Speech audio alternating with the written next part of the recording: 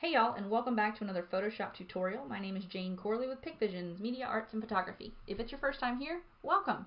Every Monday we go through tips, tools, and techniques to become a better post-production artist in Adobe Photoshop. Today we are talking about product photography. Product photography is really great, especially if you don't have to outsource it to anyone else. This should give you a few tips and techniques of how to perform in-house post-production on your product photos for your e-commerce websites. Whether you're doing Etsy or Amazon or eBay or whatever you're choosing to do to host your small business, these tips and techniques will help you edit your product photography. We are going to go through 5 different techniques once we get our images into Photoshop, but as you see here, I do shoot in RAW. So I do want to go through the raw selections you can go ahead and make before you import these images into Photoshop. As we learned in our previous tutorial when I went over just raw within landscape photography, refer back to that if you have any questions on the raw adjustments I'm about to make. But let's jump right into it. So as I said, we want to prioritize the whites in these areas, and we have a lot of areas that are not white. Not white at all. I don't think I have any pure whites in this image at all other than in these highlight areas. So we want to bump our whites and bump our highlights to the right. You see that? That's fixed a lot of things already, a lot of things. We want to maintain our exposure where we're at right now, just making sliders to our blacks and our shadows to compensate. Not too much to change the integrity of the actual image. Then we'll bump our contrast to get a little bit more and our clarity as well. And bring our blacks down just a little bit because it's made a little bit too dark in this area here. Same with our shadows, because I want to eliminate this side shadow here. I like this one here around the edge, but this one over here I'm not a big fan of. So let's move our shadows down just a little bit more, and everything else we can fix in post. I'm going to bump my exposure by 1.15 is probably pretty good. I'm going to give a little bit of color back to my tint on my purples, but not enough to affect the backdrop.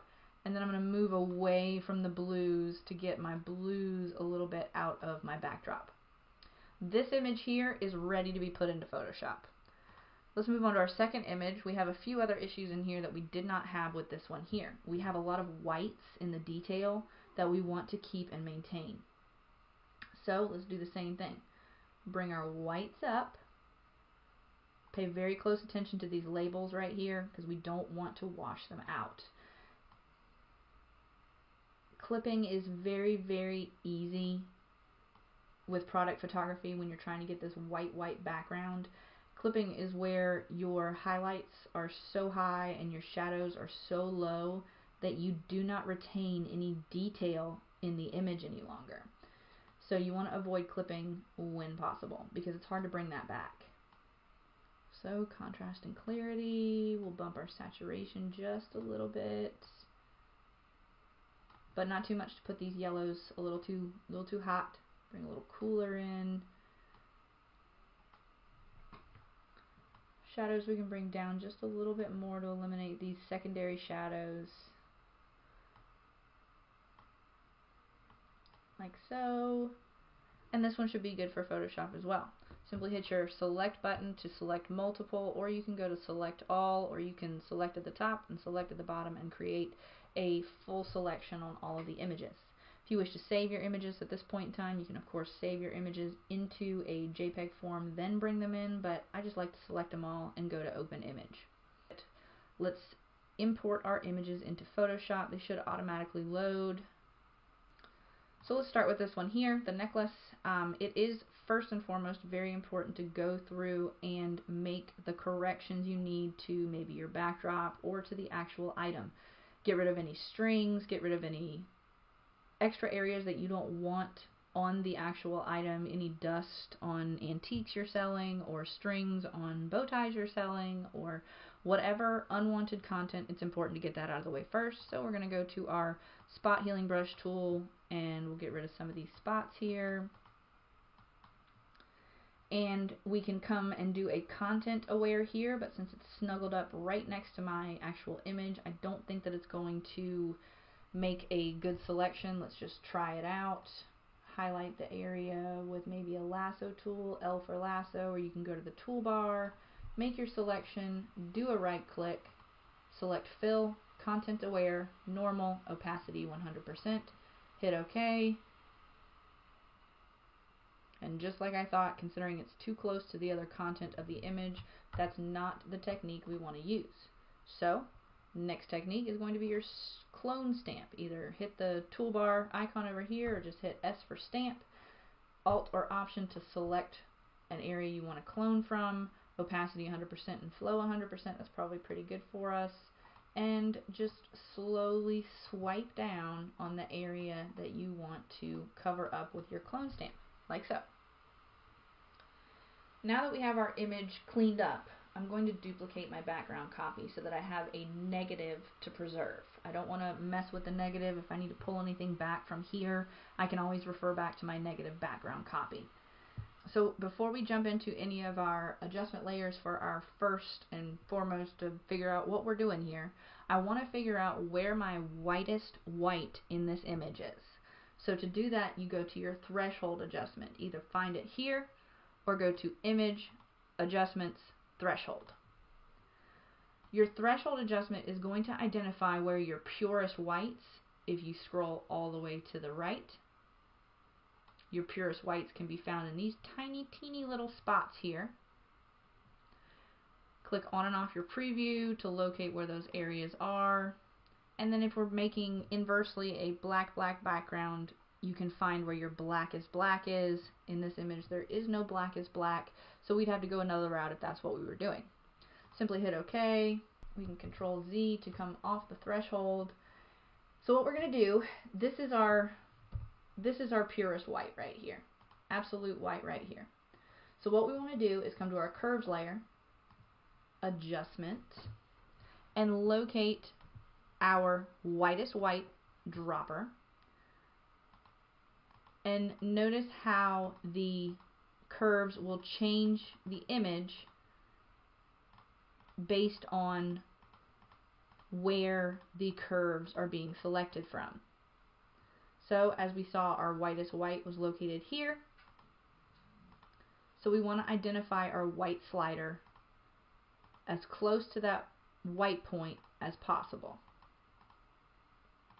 If you're still having issues, find an area that is almost whitest white, then move your darks shadow slider over until you get a white that you're satisfied with.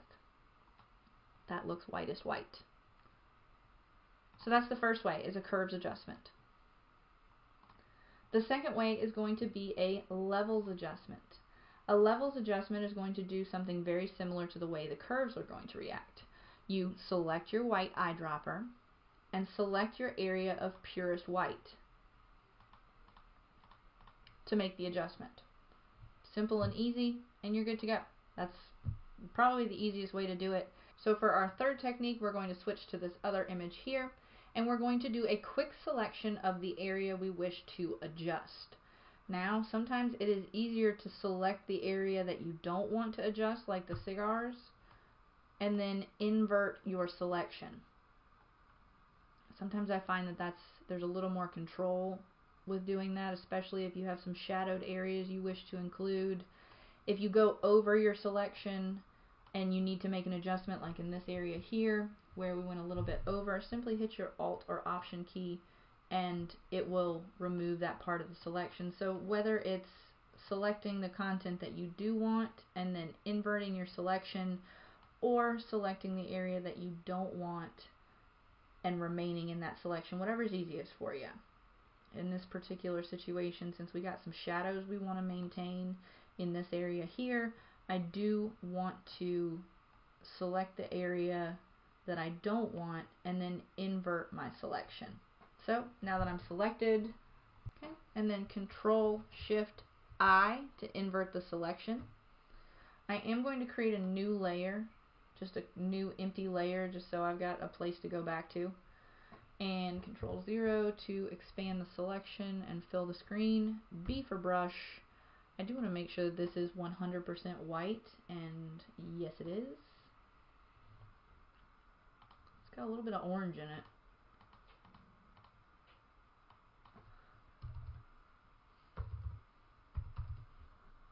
like so. Then B for brush, and opacity and flow, that's totally fine.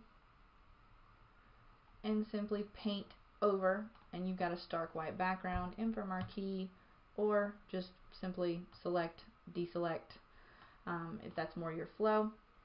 The benefit of creating an additional layer is if you make any errors or issues, like right here, I kind of went a little bit over into my area I didn't want to select, you can simply just hit erase, E for erase, and erase the areas where you want to clean it up a little bit.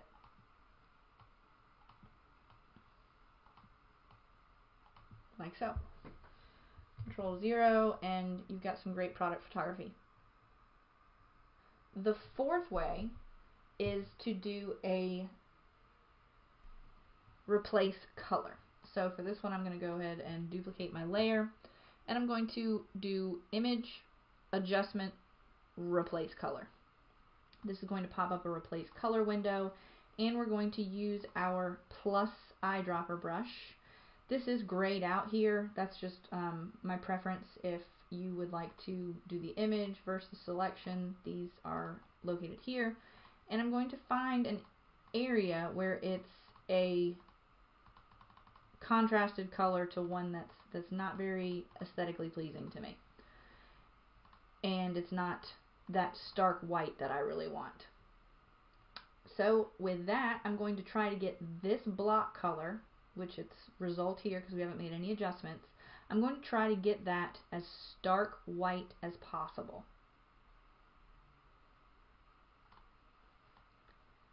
Bumping my saturation down and my lightness down. Your hue you can probably just leave pretty much where it is, and that looks pretty good.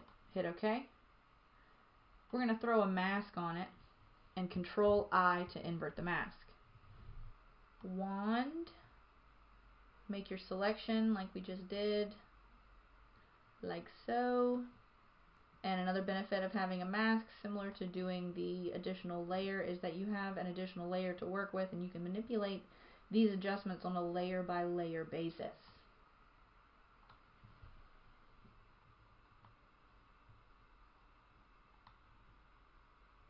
So once you have your selection made, Control Shift I to invert the selection. Come back up to your mask, B for brush, make sure you're on white to reveal, and simply paint over the layer. Like so. So let's zoom in a little bit because we did have some areas where we need to touch up our mask. So as I said, white to reveal, black to conceal, so we're going to black to conceal. And by holding your shift key, you can of course draw a straight line, which will make this particular image a lot easier since you got a lot of straight lines you're dealing with. Control plus and Control minus will zoom you in and zoom you out of your image fluidly. So if you're having issues with seeing what you're working on, feel free to use Control plus or Control minus, or Command plus and Command minus on a Mac if you're having issues seeing where you're going to be marking.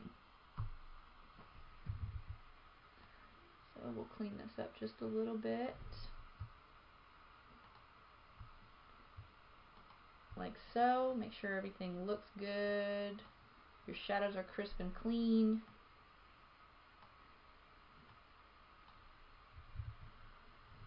It looks pretty good. The last and final tip I have for you guys, let's turn this guy off and duplicate the background one more time, is going to be creating a mask and making adjustment through masking. So if you have your image and everything looks really good, but you just want to make some brightness and contrast, you want to make a few levels and vibrance adjustments, you want to do a number of different things along with making your product photography look better. So we went over the clone stamp tool, and we went over the quick selection tool, and we went over the spot healing brush tool.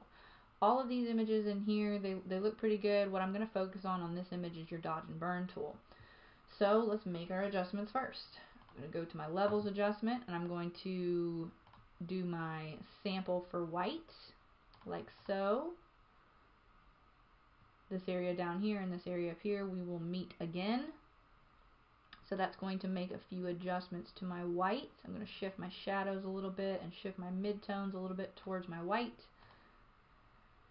Then I'm going to come to my vibrance, just to give a little bit more vibrance and saturation. I did plenty in the camera raw setting, so we don't really need to do too much, but I do want to do a color balance profile within the colors of these cigars, because there's a lot of really delicious color in the labels, and I really want to showcase that. So, color balance, Control I to invert the mask, B for brush, I want to reveal.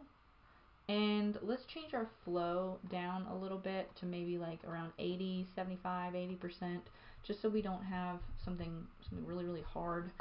So I'm going to come into these areas and I'm softly going to paint over the labels to get some of that color and contrast back, where it may be lost a little bit because of the different adjustments we've made.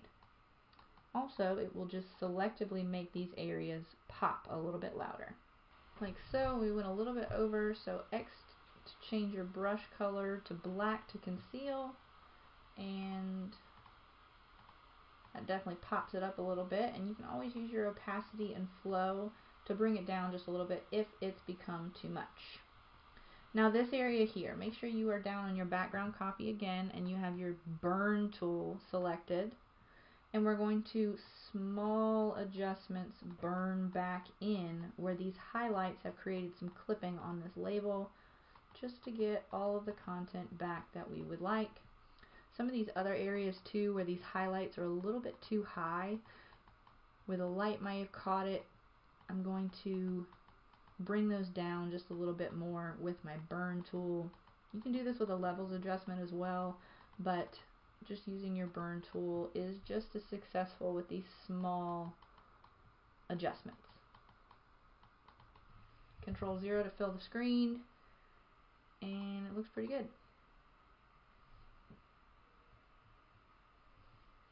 My last tip for you guys is cropping. With a lot of e-commerce websites, there are some cropping regulations, and most of them like them square. So we're going to go ahead and crop this image to be square. So with balanced content on the top and bottom, we're going to just hit enter or return to commit to the crop. If you wanted to add a logo or any kind of product information, you could extend your canvas out, hit enter, and put another background layer underneath it, paint bucket, color it white, and you're all good to go. As you see, it's now merged your color in between, and T for text, and just write whatever you would like to place in this content box. Make your size of your font as big or as small, and just make other text adjustments, whatever works for you.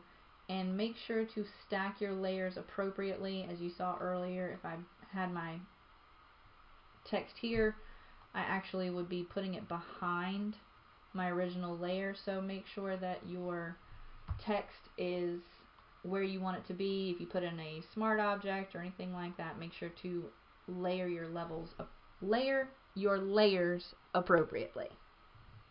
So I hope this tutorial was helpful on some tips, tools, and techniques of how to post-produce your product photography for e-commerce websites.